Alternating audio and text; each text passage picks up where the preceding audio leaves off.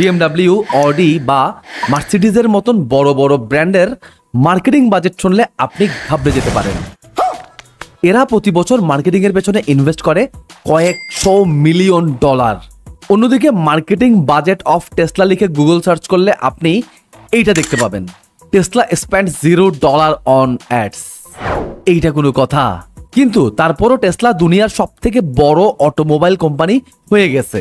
Already সে 45 lakh plus Tesla মার্কেটে বিক্রি করে ফেলছে। মজার কথা হলো টেসলা এই বেচা বিক্রি বাদ দিয়েও প্রায় 90% লয়াল কাস্টমার অ্যাচিভ করে ফেলছে।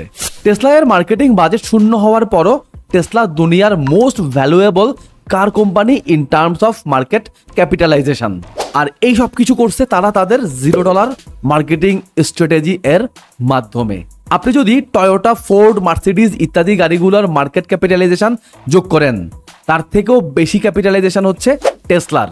আর এই কার কোম্পানিগুলো তো 50, 60, 70 বছরের পুরনো, আর টেসলার বয়স তো এখনো 20 বছরও হয় নাই। আজকের দিনে মানে 2023 সালের মাঝামাঝিতে টেসলার মার্কেট ক্যাপিটালাইজেশন হচ্ছে $758.90 বিলিয়ন।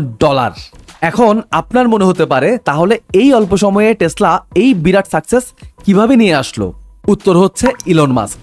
ইয়েস, এই ইনসেন সাকসেসের পেছনে সব থেকে বড় অবদান রেখেছে ওই কোম্পানির Rockstar CEO, the greatest of all, mister Elon Musk.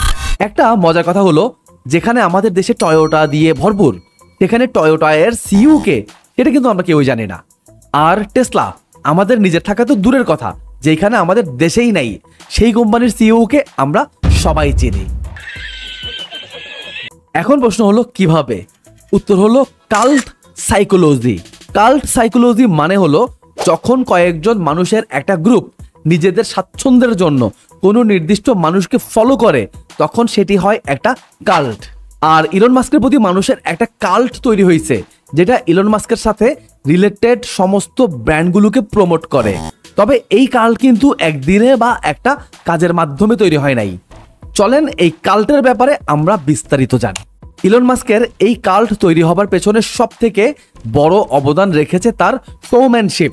Elon মাস্ককে আপনি খুব বেশি অ্যাক্টিভ পাবেন সোশ্যাল মিডিয়াতে, বিভিন্ন ইন্টারভিউতে, কনফারেন্সে, এমনকি হলিউড মুভির ক্যামিওতেও। ইলন মাস্কের টুইটার অ্যাকাউন্টকে বলা হয় fastest growing Twitter account ever.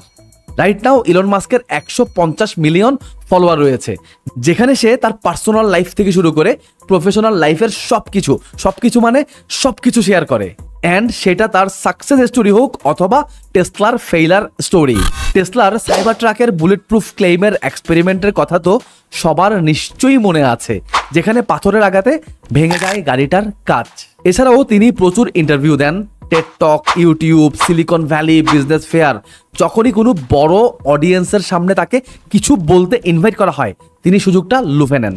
এত ইন্টারভিউ থেকে বিনা অ্যাডভার্টাইজমেন্টে মাস্ক যে কোটি কোটি ভিউ পান, সেটার ডাইরেক্ট বেনিফিট পেয়ে যায় টেসলা। পুরা দুনিয়া যেখানে ক্রিপ্টো নিয়ে কথা বলতে চায় না, মাস্ক সেখানে ঘোষণা দিয়েছে যে কেউ চাইলেই বিটকয়েন দিয়ে টেসলা পারচেজ করতে পারবে। আর স্পেস ট্রাভেলিং এর জন্য স্পেস এক্সেও আপনি ডজ কয়েন দিয়ে টিকিট বুক করতে পারবেন। আর এই ধরনের টুইট করার ফলে ইলন মাস্কের tweet talk of the world হয়ে যায়, আর যার রেজাল্ট মাস্কের নামের সাথে টেসলা নামটাও ফেমাস হওয়া শুরু হয়ে যায়, যেটা পৃথিবীর আর কোনো সিইও তার কোম্পানির জন্য করতে পারে নাই।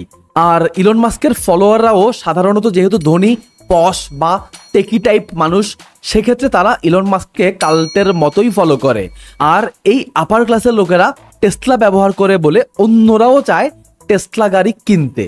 এছাড়াও পেপাল ও স্পেসএক্সের সফলতার ফলে তার প্রোডাক্টের প্রতি বিশ্বস্ততা রয়েছে সকলেরই। অন্যদিকে টেসলা অ্যাডভার্টাইজমেন্ট না করে যে পয়সা সেভ করে, সেইটা তারা তাদের product development and innovation and customer সার্ভিসের পেছনে ইনভেস্ট করে। এ কারণেই তারা তাদের কাস্টমারদের জন্য চার্জিং স্টেশন পর্যন্ত লাগিয়েছে। আর এই কারণেই কাস্টমার চার্জিং স্টেশন নিয়ে টেনশন না করে নিশ্চিন্তে টেসলার গাড়ি কিনে তাদের কাস্টমাররা। এখানে টেসলা এভাবেও ভাবতে পারতো, গাড়ি তোমার, চার্জ দেওয়ার দায়িত্বও তোমার। বাট গাড়ি বেচার পর তোমাকে চিনি না এই স্ট্র্যাটেজিতে টেসলা বিশ্বাসই করে না। টেসলা তাদের প্রোডাক্ট ডিজাইন করার সময় ফিচারের দিকে ফোকাস না করে তারা ফোকাস করে ডিজাইনের দিকে।